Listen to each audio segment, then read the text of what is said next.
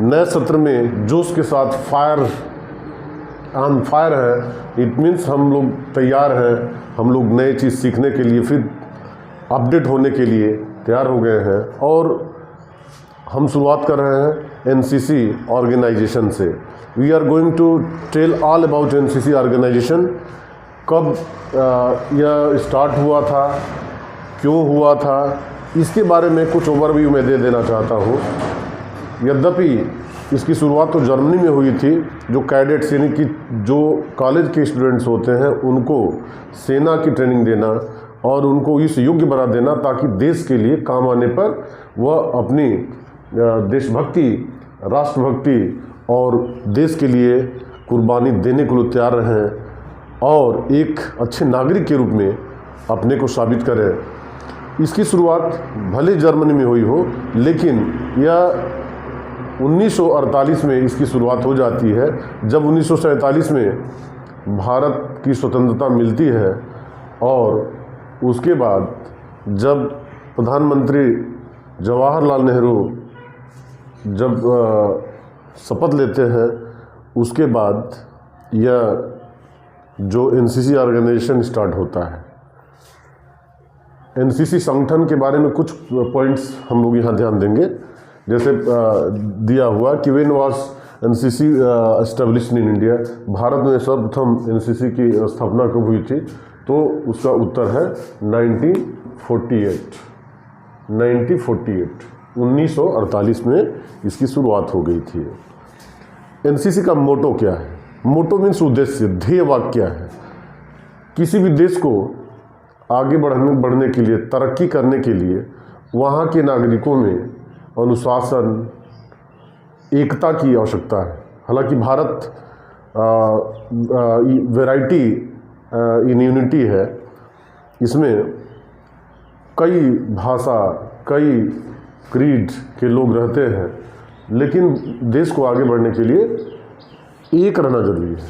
तो इसका जो मोटो है यूनिटी एंड डिसिप्लिन है, एकता और अनुशासन। एकता और अनुशासन। अगर एकता न रहे तो कोई देश तरक्की नहीं कर सकता। तो इसलिए मोटो आता है या ध्येय वाक्य, तो यूनिटी एंड डिसिप्लिन, एकता और अनुशासन आपका उत्तर होगा। You have to write unity and discipline. NCC का फुल फॉर्म क्या है? तो एनसीसी नेशनल कैडेट कोर।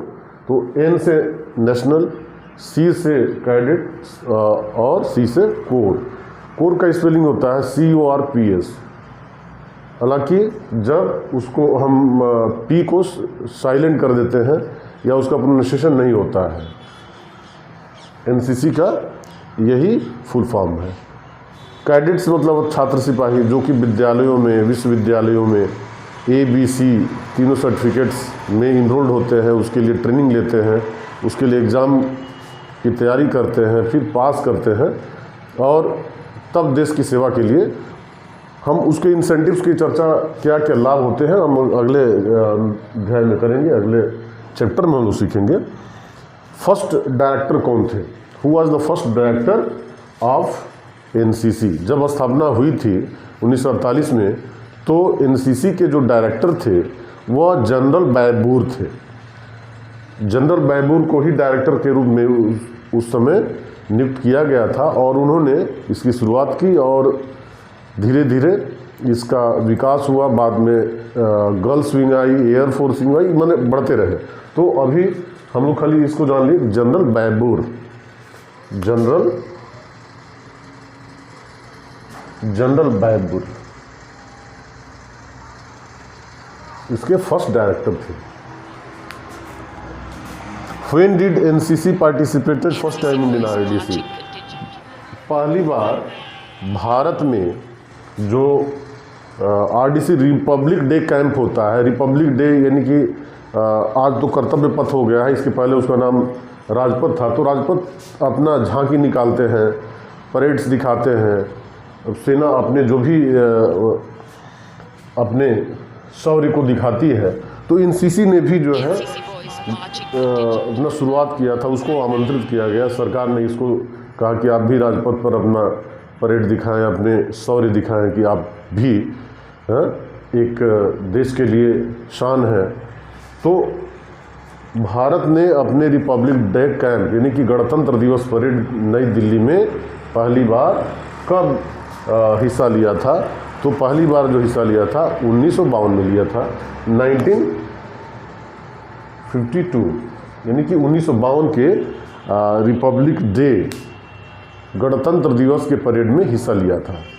तो इस तरीके से कुछ ओवरव्यू हम लोग आज सीखे, फिर रेगुलर हम लोग कंटिन्यू करेंगे और छोटी से छोटी और बड़ी से बड़ी बारीकियाँ को हम पढ़ते चलेंगे, और आवश्यकता पड़ी तो हम लोग लाइव क्लास भी देखेंगे। तो यदि आप नए हैं और मुझसे नहीं जुड़े हैं तो सब्सक्राइब करके और जुड़ जाइए, बेल आइकन भी कर लीजिए, दबा लीजिए, ताकि आपको सारे नोटिफिकेशन नई अपलोड्स आपको मिलता रहे। तो इसी के साथ मुझे आशा है कि आप एंजॉय करेंगे, सीखेंगे। Thank you so much. जय हिंद।